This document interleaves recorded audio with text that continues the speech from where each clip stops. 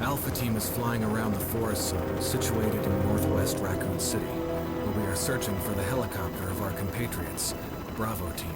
Resident Evil is a game all about zombies, mansions, and inventory management, but also fear. But can a remake of a game from 1996 really scare the modern gamer? Find out as we return to the mansion in our retro review.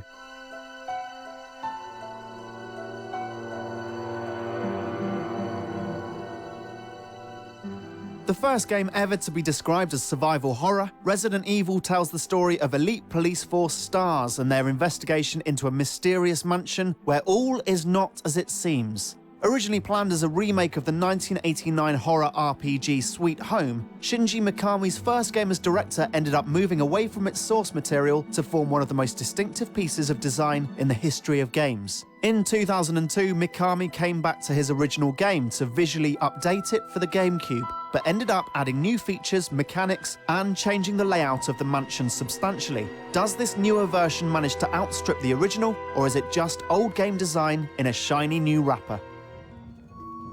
Resident Evil is a surprisingly simple game, equal parts exploration, puzzle solving, combat, and inventory management. Each of these tasks requires a careful choice of equipment, and with only space for 6 items, there is no room for error. This unforgiving structure has you equipping yourself in the safe rooms with their interconnected item boxes and game-saving typewriters, and then heading out to face whatever the next unexplored corner of the house has to offer. It's impossible to talk about Resident Evil without mentioning the mansion's iconic residents. The game's zombies are not simply meat for the grinder, even a single one can be life-threatening, their slow advance barely halted by your feeble handgun. But as well as being formidable enemies, they are tragic figures, humanized through scribbled diary entries that chart their slow decay. They capture the game's vision of fear perfectly, bringing a slow, insipid feeling that creeps up the back of your neck. Facing down a Resident Evil zombie is terrifying.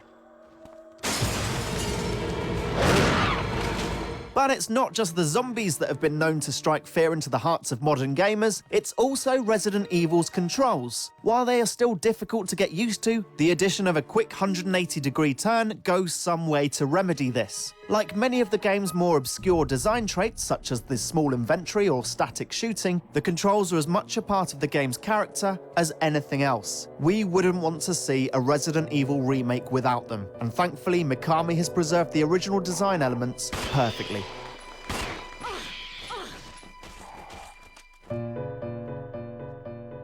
The biggest change in the game is reserved for the visuals, having been rebuilt entirely from scratch. Despite being on a pre-HD console, Resident Evil remains among the best-looking games of all time, thanks to its pitch-perfect art direction that sees the domestic interiors of the mansion depicted with an intense eye for detail and atmosphere.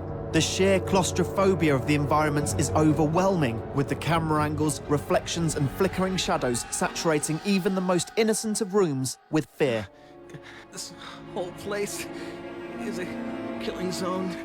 Elsewhere, the changes are more subtle but no less effective. Now, any flesh eater you have killed can come back as a Crimson Head zombie, both tougher and faster unless its body is burned. This ratchets up the tension, with excursions into previously cleared areas of the mansion becoming terror-fueled nightmares. Thankfully, Mikami also added extra aid for the player in the form of daggers and tasers that can be used to release yourself from a zombie's grip, somewhat limiting the frustration of close-range combat. Both managed to enrich the game without unbalancing the genius of the original.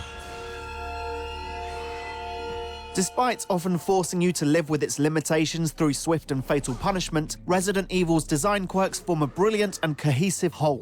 A strikingly beautiful masterpiece of focused design with an unflinching dedication to filling your mind with fear, in the end, Resident Evil is the perfect remake of a near-perfect game.